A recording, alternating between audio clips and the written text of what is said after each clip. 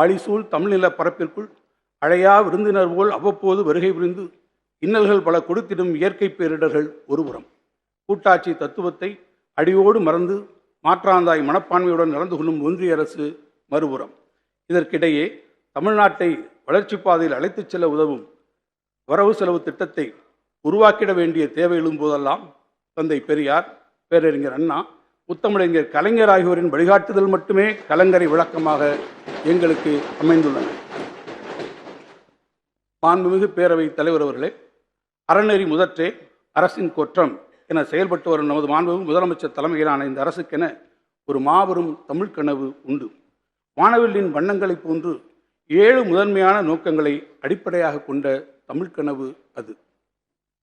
1. சமூக நீதி. 2. கடைக்கோடி தமிழர் நலன். 3. உலகை வெல்லும் இளைய தமிழகம். 4. அறிவுசார் பொருளாதாரம்.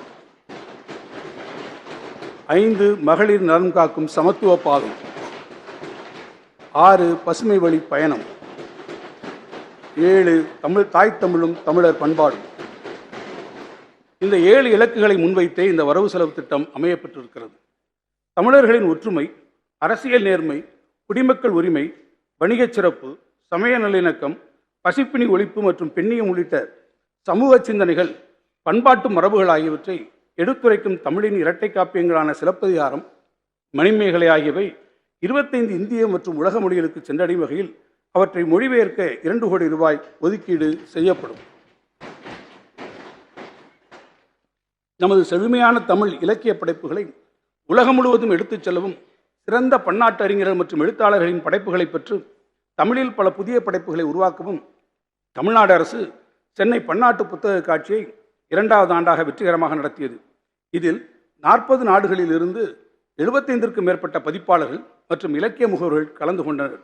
இந்த நிகழ்வில் தமிழ் படைப்புகளை பிற மொழிகளுக்கு மொழிபெயர்க்க 483 புரிந்துணர்வு ஒப்பந்தங்கள் உட்பட மொத்தம் 752 புரிந்துணர்வு ஒப்பந்தங்கள் கையெழுத்தாகியுள்ளன. கடந்த 2 நூற்றாண்டுகளில் பல்வேறு உலக மொழிகளில் மொழிபெயர்க்கப்பட்ட தமிழ் நூல்களை விட 2 மடங்கு தமிழ் நூல்களை தற்போது 2 ஆண்டுகளில் மொழிபெயர்த்திட இவ்வரசு முன்மொழிச்சி எடுத்துள்ளது குறிப்பிடத்தக்கது. மேலும் உலக மொழிகளில் மொழிபெயர்க்கப்பட்ட தமிழின் மிகச்சிறந்த நூல்களை உலகின் தலைசிறந்த 100 பல்கலைக்கழகங்களிலும் புகழ்பெற்ற நூலகங்களிலும் இடம்பெறச் செய்ய இவ்வாண்டு முதல் நடவடிக்கை எடுக்கப்படும். தேமதுர தமிழோசை உலகெங்கும் பரவிடச் செய்யும் இம்முயற்சிக்கு 2 கோடி ரூபாய் நிதி ஒதுக்கப்படும். முத்தமிழறிஞர் கலைஞர் அவர்கள் தமிழ்நாடு பாடநூல் கழக தலைவராக பதவியேற்றிருந்த காலத்தில் கல்லூரி மாணவர்களுக்கான 32 துறைகள் சார்ந்த 875 கலை, அறிவியல் பாடநூல்களை தமிழ் வழியில் வெளியிட்டு சாதனை படைத்தார். அவர் வகுத்து தந்த பாதையில் பயணித்து தற்போது கலைஞர் நூற்றாண்டில் தமிழ்நாடு பாடநூல் கழகம் இதுவரை 340 மருத்துவம், பொறியியல், கலை, அறிவியல், இலக்கிய மொழிபெயர்ப்பு நூல்களை வெளியிட்டுள்ளது. அடுத்த 3 ஆண்டுகளில் மேலும் 600 முக்கிய நூல்கள் தமிழில் வெளியிடப்படும்.